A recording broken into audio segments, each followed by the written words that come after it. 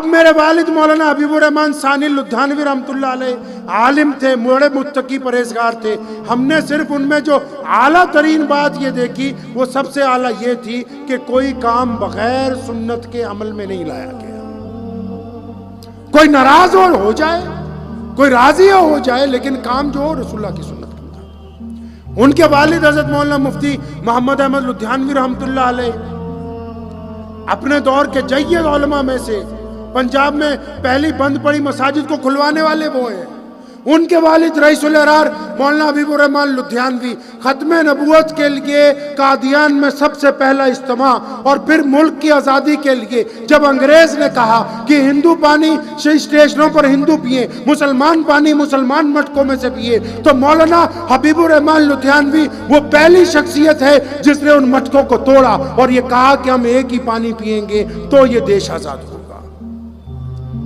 وہ مولانا حبیب الرحمن لدھیانوی جس نے شہید اعظم بھگت سنگھ کے گھر والوں کو اس وقت اپنے پاس رکھا جب انگریز ان کو آتنکوادی کہتا تھا اور کوئی شہید اعظم بھگت سنگھ کے بھائیوں کو بہنوں کو پناہ دینے کے لیے تیار نہیں تھا.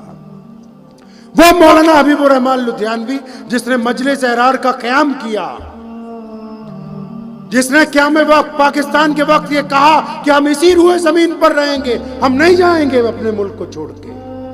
تو ان کے والد مولانا زکریا صاحب لدھیانوی رحمۃ اللہ علیہ مفسر قرآن تھے. پھر ان کے والد حضرت مولانا شاہ محمد صاحب لدھیانوی رحمۃ اللہ علیہ فتنہ قادیانیت کے خلاف 1884 میں پہلا فتویٰ مرزا غلام قادیانی کے خلاف دیا. اور پھر پورے ملک میں جب انگریز کی حکومت تھی، لوگ بولتے نہیں تھے اس فتنے کے خلاف، لوگوں کو اس بات سے آگاہ کیا کہ ہمارے اگر کوئی رہنما ہے، ہمارا کوئی خاتم النبیین ہے تو صرف محمد رسول اللہ ہے.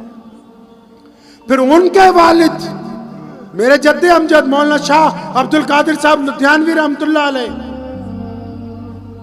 1857 کی جنگ آزادی لڑی، شہادتیں حاصل کی، دلی تک پہنچے اور ملک کی آزادی کا پہلا فتویٰ مولانا فضل خیر آبادی کے ساتھ وہاں پر دیا.